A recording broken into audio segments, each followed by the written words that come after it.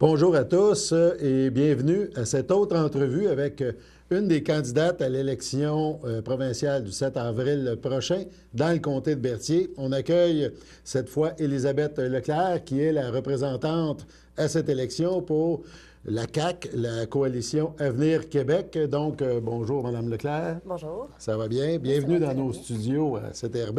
Merci. Je pense que c'est votre première entrevue à la télévision. Tout à fait. Une première à tout. Une nouvelle expérience, un petit peu comme avec cette campagne électorale pour vous. Donc, comme on a fait avec les autres candidats en début d'entrevue, on a posé des questions un petit peu pour mieux connaître la personne qui désire nous représenter à titre de député. Donc, Élisabeth Leclerc, vous êtes originaire d'où? Si on commence par le début. Bon, très bien. Alors, bonjour. Merci de me recevoir ici. Moi, mon nom, c'est Leclerc, Élisabeth Leclerc. Je suis originaire de Mascouche, mais je demeure dans la région depuis une bonne quinzaine d'années. Je demeure à Berthier, plus précisément. Et puis, voilà, je suis infirmière auxiliaire. Je travaille à l'hôpital de Louisville depuis quelques années. Avant, j'ai travaillé à l'hôpital Pierre-Legardeur, mais bon. Donc, voilà, je suis dans le domaine de la santé depuis 2008, domaine que je connais très bien. Fait que vos études, tout ça vous a emmené dans ce domaine-là, tout à fait. ce moment-là. Oui. C'est beau. Aujourd'hui, avec cette campagne-là, vous faites le saut dans la politique. Là, on vous voit, vous êtes sur les affiches, vous êtes candidate officiellement. Pourquoi la politique, puis pourquoi avec le parti que vous avez choisi aussi, là, mettons qu'on vous amène où vous êtes présentement? Eh bien, c'est très simple. En fait, la politique, le but, c'est de faire changer les choses. Comme plusieurs de mes collègues et de mes amis parentés, on est tanné de se faire enlever la moitié de notre paye pour regarder qu'est-ce qu'ils font avec au gouvernement. Et puis, la place pour faire changer les choses, c'est d'y aller, en fait. Et puis, pourquoi la Coalition Avenir Québec? En fait, c'est surtout que c'est le seul parti qui promet aucune dépense exagérée du gouvernement, finalement. C'est surtout des coupures, on va dire, dans l'administration puis dans les fonctions publiques. C'est de redistribuer l'argent sur le terrain. Je parle en connaissance de cause parce que je suis une fille de terrain. Comme je disais, je suis infirmière et puis on voit comment que c'est mal administré, mal géré, et puis c'est là ma grosse motivation, je vous dirais. Là. Dans le fond, ça prendrait, selon vous, une approche plus terre à terre dans l'analyse de qu'est-ce qu'on va dépenser, mais qu'on voit vraiment les besoins et qu'on y aille un petit peu plus dans ce sens-là. Exactement. Plus d'argent pour les services, puis un petit peu moins dans l'administration en haut. C'est surtout ça, c'est de redistribuer l'argent correctement, finalement. Là, présentement, juste pour vous donner un exemple, à mon travail, j'ai environ un boss et demi. On ne peut pas arriver comme ça, là. C'est impossible. Il y a moyen, j'imagine, de faire autrement. Tout à fait. Donc, c'est un petit peu cette vision-là qui vous amène en politique, qui fait que vous désirez rencontrer, travailler, c'est-à-dire avec les gens dans le comté, éventuellement, pour atteindre des objectifs. Dans le fond, c'est éviter l'éparpillement des dépenses, puis... C'est le contrôle rigoureux des dépenses du gouvernement. C'est surtout ça. Les dépenses publiques, ça n'a pas de bon sens. Présentement, ça a les deux mains des fonds publics jusque-là. Et puis, aucune justification. Ça dépense. On est 260 milliards au total, le Québec, dans le trou, qu'on se le dise. Et puis là, on n'est pas au pied du mur, on est rendu dans le mur. Là. Il est temps que ça change. Et puis les deux vieux partis, le Parti québécois comme le Parti libéraux, se relancent la balle à chaque fois, d'une élection à l'autre. Ça dépense, ça fait des cadeaux préélectoraux pour acheter des votes. Il faut que ça arrête, il faut que ça change. À un moment donné, il faut que ça change à quelque part. Et puis, voilà. Fait que dans le fond, c'est ce que vous désirez, vous aussi, apporter avec votre parti. C'est un changement dans la mentalité. Oui. C'est de quoi qui est peut-être pas facile, c'est peut-être plus difficile à... Même si tout le monde, a priori, on doit être d'accord qu'il n'y ait pas de gaspillage, tout ça, mais c'est quand même peut-être un petit peu plus difficile à vendre dans les gens ou ceux que vous rencontrez, j'imagine. Si on parle de 1 à 1, on dirait que tout le monde va dire « oui, vous avez raison », mais quand on regarde les sondages et tout ça, des fois, ça se reflète pas autant. Là. Ça, c'est vrai, sauf qu'en même temps, quand je regarde les deux vieux partis, ils ont les mains liées, que ce soit par les syndicats ou par la partisanerie, du lobbyisme, tandis que nous, on est un nouveau parti. qui a débuté bien avant. Là. En fait, on est comme la continuité de l'ADQ. Et puis, nous, on n'a pas de parti pris, là, en fait, envers que ce soit les syndicats ou les lobbies. Bref, fait que nous, on est bien placés pour changer les choses. On n'a pas de compte à rendre à personne. Voilà. Votre chef est François Legault. Évidemment, son approche est différente aussi. Le parti, l'approche est différente, son chef aussi, par rapport aux deux autres partis traditionnels. Parlez-nous un petit peu de lui. J'imagine que c'est celui que... Pas j'imagine, c'est celui que vous voulez suivre, Tout à fait. mais dans les idées et tout ça. Fait que vous embrassez la cause, comme on dit, là.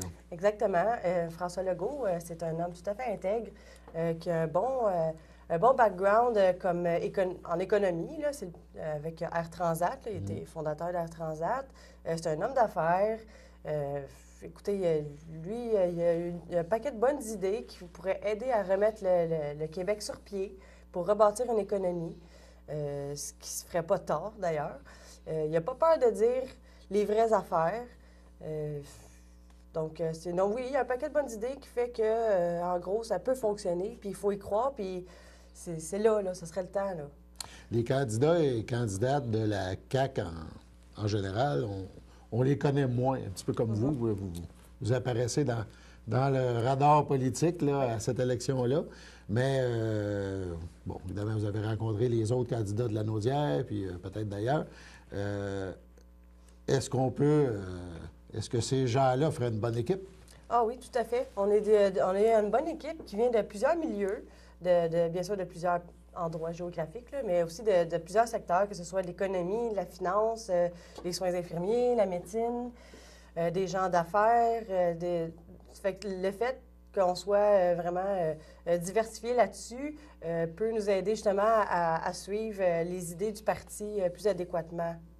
Puis le fait qu'il y ait peut-être moins de candidats vedettes ou des gros noms, ça peut vous nuire ou vous aider? Ça peut nous aider, je vous dirais. Bien, un peu les deux. Ça peut nous aider parce que les gens sont, à mon sens, sont tannés d'entendre la même cassette, d'entendre les mêmes phrases pré-écrites, dites tout le temps, sans rien répondre vraiment. Tandis que nous, bien, étant une jeune équipe, une nouvelle équipe, avec plein de gens qui ne viennent pas nécessairement du milieu de la politique, on apporte une nouvelle approche, puis ça pourrait faire du bien.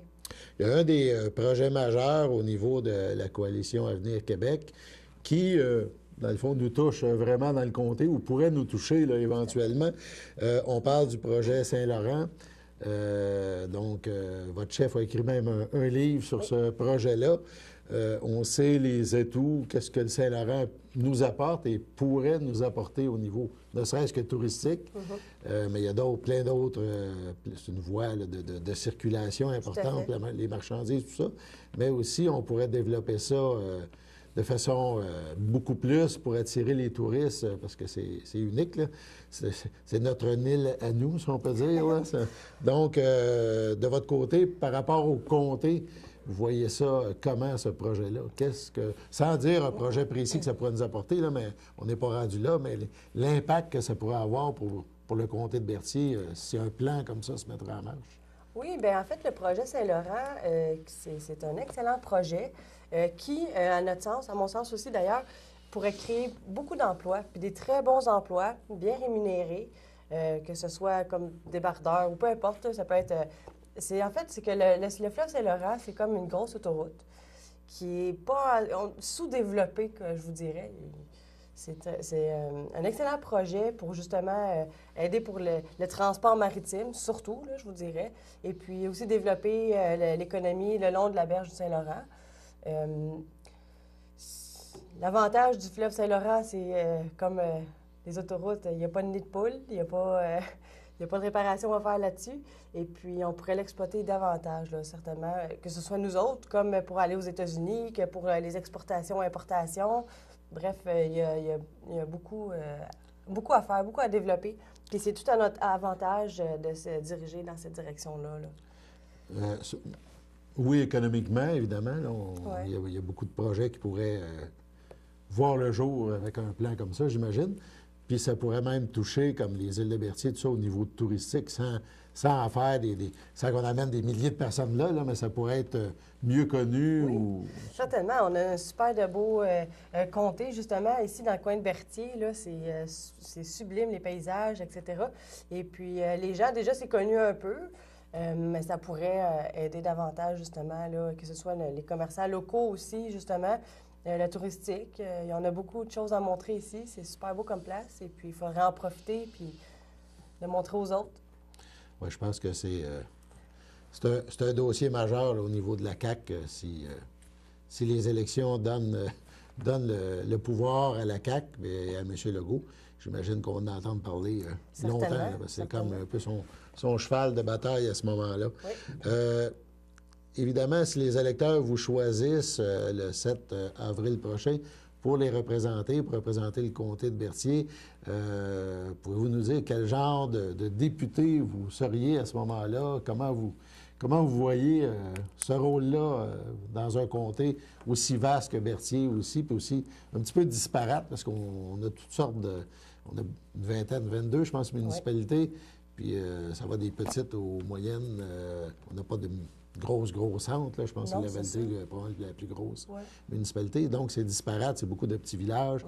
Comment vous verriez, comment vous voyez le rôle d'un député dans un comté comme ça? Eh bien, en fait, si je suis élue aux prochaines élections, c'est clair qu'avec 22 municipalités, les enjeux locaux d'une municipalité à l'autre varient beaucoup. Moi, je suis prête à travailler avec chacune des municipalités directement. Moi, je suis une fille de terrain. J'ai pas peur d'aller rencontrer les gens, d'aller rencontrer les maires, d'aller rencontrer, bref, pour faire avancer des projets. Je suis prête à travailler très fort avec eux autres pour justement créer des emplois de qualité. Que ce soit... Parce que c'est ça, les enjeux locaux, c'est vraiment du cas par cas, comme on dit. D'une municipalité à l'autre, ça peut différer à Saint-Jean-de-Mata ou à Saint-Gabriel de Brandon.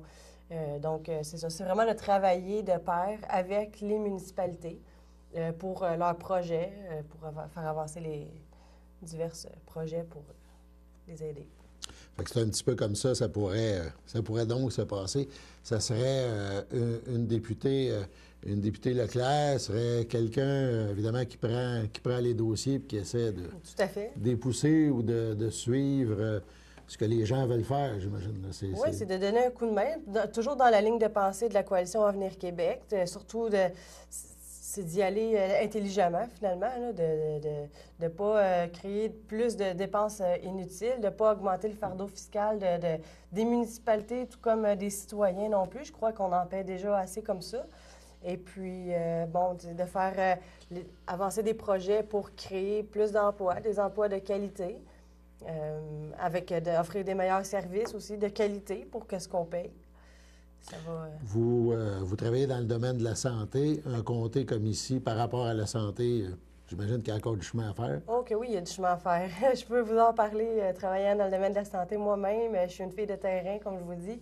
Et puis, c'est pas normal que l'argent qui est mis en santé soit surtout dans l'administration que les gens sur le plancher qui travaillent, comme les infirmières, les préposés aux bénéficiaires, infirmières auxiliaires et j'en passe.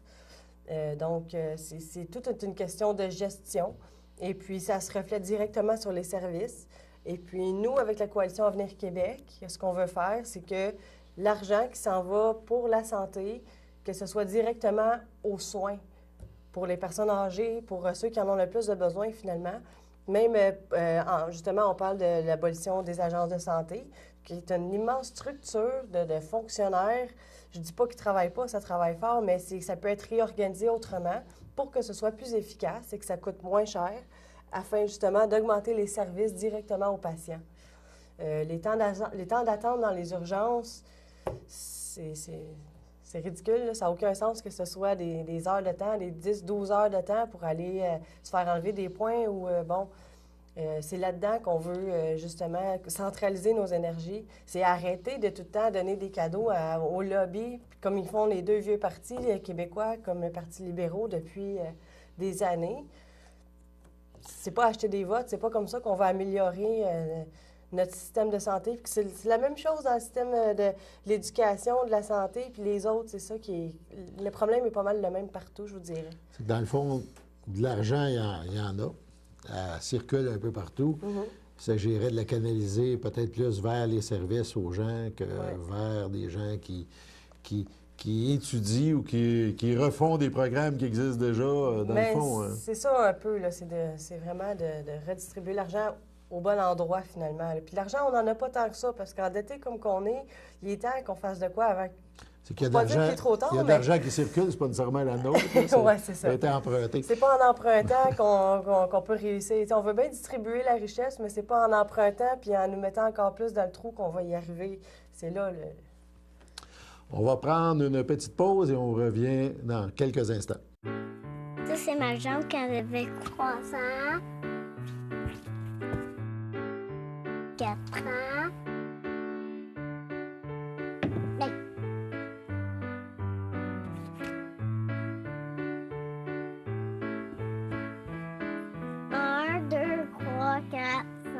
J'ai 5 ans et j'ai 5 jambes.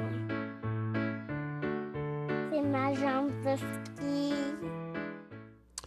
Eh bien, nous revoilà pour la suite et la conclusion de cette entrevue avec Élisabeth Leclerc, qui est la candidate de la Coalition Avenir Québec dans le comté de Berthier pour l'élection du 7 avril prochain. Madame Leclerc, le 7 avril, il reste encore des jours au moment de l'entrevue, mais ça passe vite, je pense, une campagne électorale. Hein? OK, oui, ça passe vite. Chaque journée sont planifiées d'avance, je vous dirais. Malgré le fait que je travaille en même temps, comme je disais précédemment, moi, je suis infirmière auxiliaire. Je travaille à l'hôpital de Louisville. Donc, je fais mon 40 heures semaine, à part... Le temps qui me reste, bien, je me consacre entièrement à la cabale, puis à rencontrer des gens et à mettre sur pied le plus possible notre campagne électorale.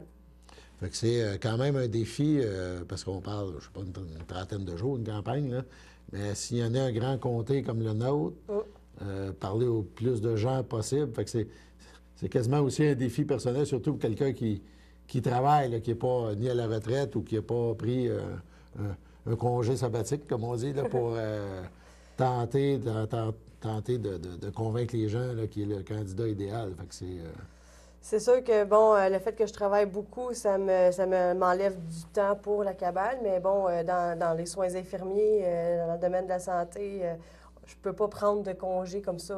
C'est sûr que mon employeur l'acceptera pas, puis avec raison aussi, d'ailleurs, il en manque.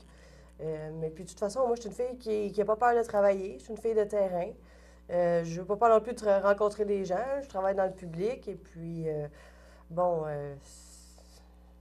que ce soit au travail, puis quand je finis, bien, je m'en vais rencontrer des gens le plus possible pour essayer de partager nos idées. Dans la première partie de l'entrevue, on en a parlé un petit peu. Vous êtes quelqu'un qui travaille dans le domaine de la santé. Je pense qu'on poserait la question aux gens de Berthier, quel est le sujet le plus important par rapport aux élections. Il y a des bonnes chances que ce soit la santé, que les gens aient des médecins de famille, tout ça. Peut-être revenir un petit peu là-dessus. Tantôt, vous avez parlé, il y a beaucoup d'argent. On parle au niveau de l'administration, au niveau de la paperasse ou de la paperasserie, comme on dit. Vous le vivez vraiment de l'intérieur. Tantôt, bon, vous dites, je pourrais presque pas quitter vraiment mon poste parce que, dans le fond, on sait qu'il y a des besoins sur le terrain puis que le personnel est sollicité beaucoup. Fait que le fait qu'une partie des argents au niveau de l'administration, de grosses machines, là, on parle, c'est gigantesque, là, la santé. Tout à fait. Qu'une partie de ça retourne sur le terrain, ça aiderait des infirmières, ça aiderait des médecins, ça aiderait peu importe. Et surtout, ça aiderait, j'imagine, les patients. Là. Surtout les patients, c'est vraiment notre plus... Le but, c'est ça.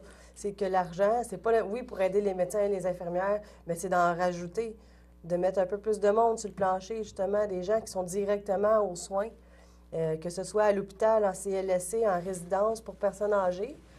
C'est super important de mettre plus de monde pour travailler directement avec les patients. Même pour les soins à domicile aussi, d'ailleurs. On essaie d'encourager ça le plus possible pour permettre aux gens de demeurer à la maison le plus longtemps possible pour éviter d'aller dans les centres hospitaliers. Parce que comme on sait, ça arrive quand même assez souvent que les gens vont rentrer, disons, à l'hôpital, puis que rendus là, ils vont attraper des maladies nosocomiales, comme on dit. En fait, c'est des maladies autres que la raison d'hospitalisation. Donc, c'est d'essayer d'éviter ça le plus possible, de donner le plus de services possible aux gens pour qu'est-ce qu'ils payent d'ailleurs. C'est vrai, c'est ça, là.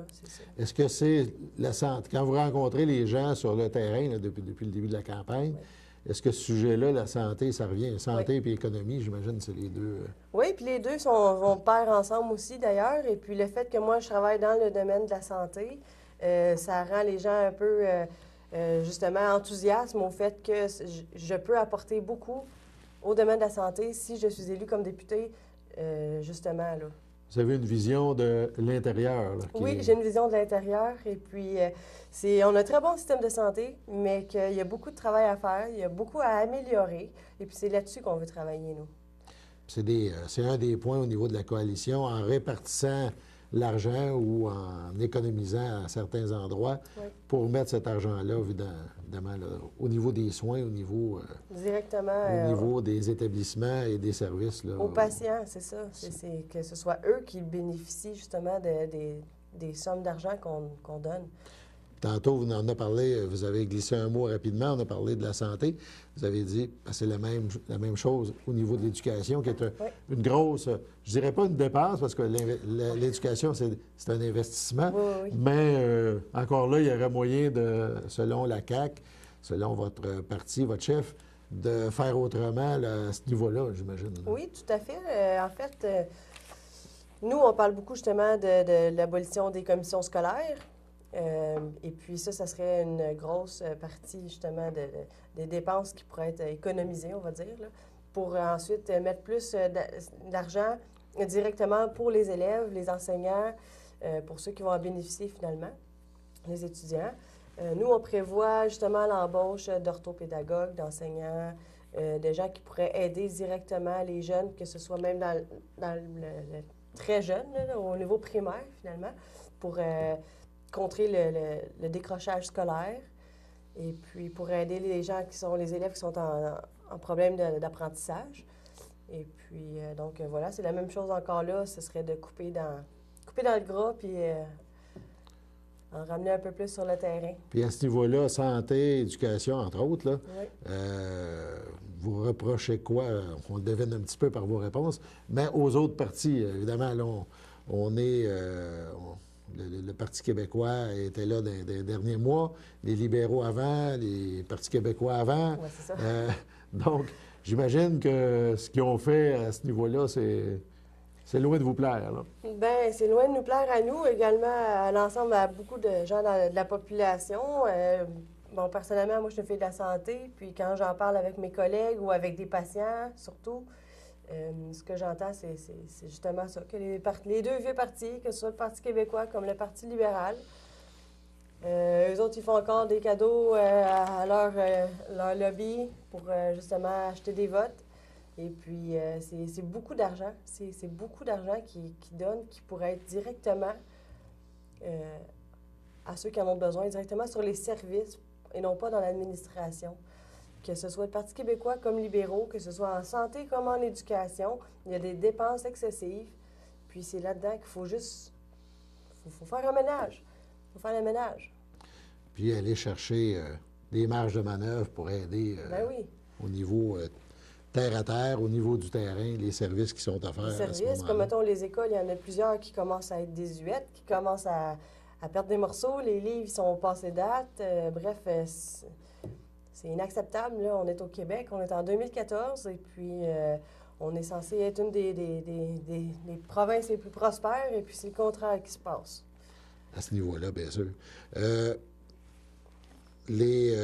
Vos adversaires dans le comté, vous les connaissez ou vous les connaissez par les médias ou peu? On s'est rencontrés 2-3 fois, justement, pour préparer, par exemple, le débat de la commission...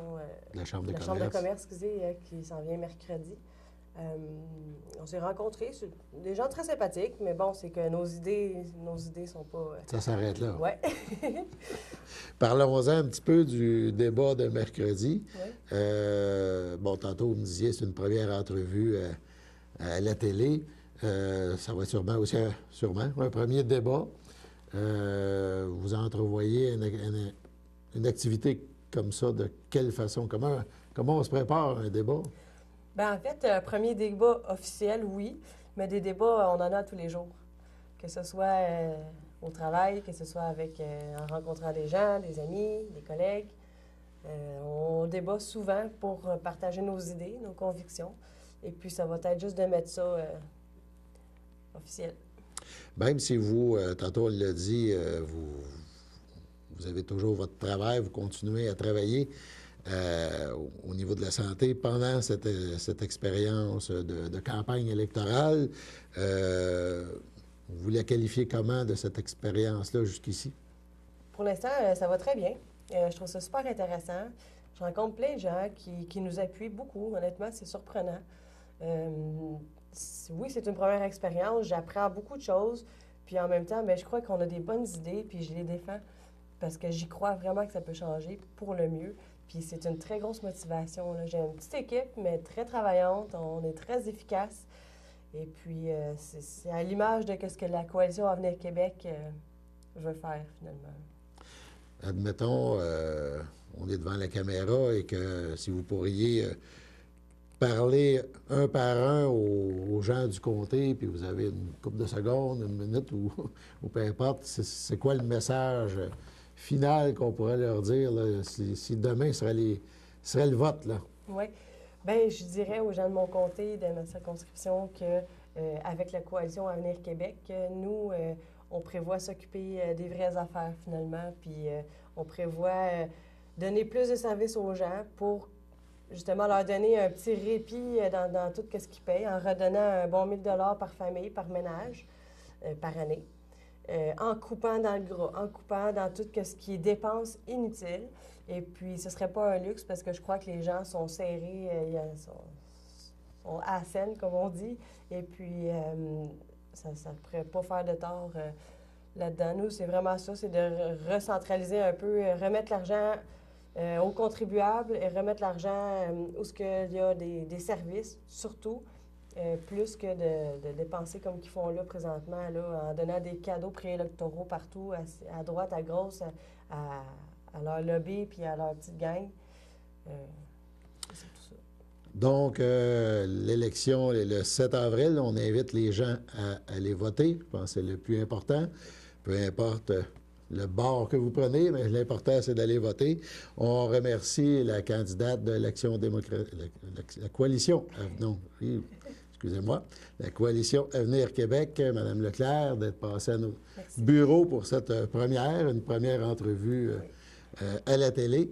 Donc, peut-être que ça ne sera pas la dernière, donc on vous le souhaite. Et sur ce, on invite les gens à regarder évidemment nos ondes parce que les candidats, le débat et les entrevues qu'on a fait ces derniers jours avec les candidats défileront d'ici la fin de la semaine. Je pense que c'est important. Ça nous aide à se faire une opinion, à mieux connaître aussi les gens qui veulent nous représenter. Donc, on vous invite soit sur nos ondes ou sur le site web à ctrb.tv pour vraiment vous faire une opinion en vue de cette élection du 7 avril prochain. Merci, Mme Leclerc, encore une fois, et à bientôt.